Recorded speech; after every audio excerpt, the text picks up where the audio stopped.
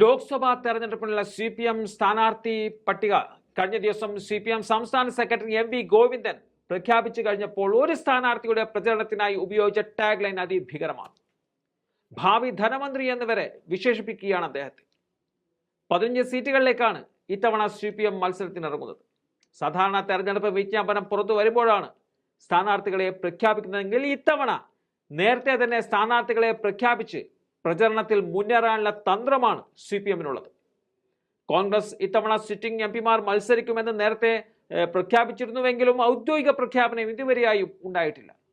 അവിടെയാണ് CPM തങ്ങളുടെ സ്ഥാനാർത്ഥികളെ നേരത്തെ തന്നെ രംഗത്തിറക്കിയിരിക്കുന്നത്. അതുകൊണ്ട് തന്നെ പ്രചരണത്തിന് സമയം കിട്ടിയില്ല എന്നുള്ള പരാതി ഒരു ഇടതുപക്ഷ സ്ഥാനാർത്ഥിക്കും ഉണ്ടാവാൻ സാധ്യതയില്ല. കഴിഞ്ഞ തവണ ആലപ്പുഴയിൽ മാത്രമാണ് CPM ജയിച്ചത്. ഇത്തവണ നില മെച്ചപ്പെടുത്താൻ പറ്റുമോ എന്നതാണ് CPM നോക്കുന്നത്.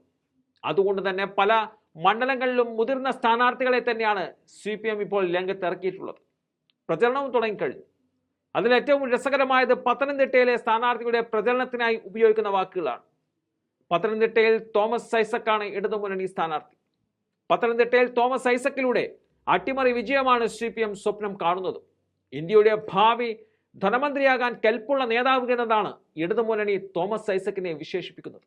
ഇതേ വാചകം എഴുതിയ ഫ്ലക്സുകൾ സോഷ്യൽ മീഡിയയിൽ വൈറലായിക്കൊണ്ടിരിക്കുകയാണ്.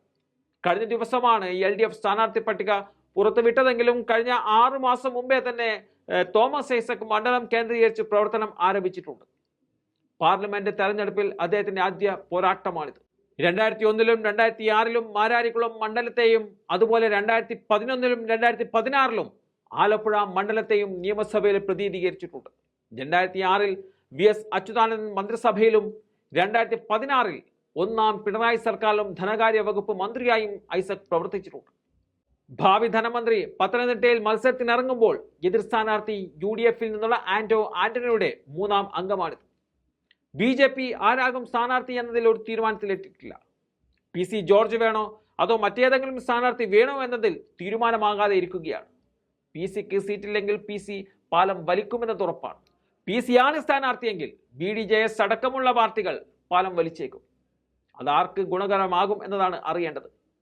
അങ്ങനെ വല്ല കുറുക്കു വഴിയിലൂടെ നമ്മുടെ ഭാവി ധനമന്ത്രി പാർലമെന്റിൽ എത്തുമോ എന്നതാണ് നോക്കിക്കാണേണ്ടത്.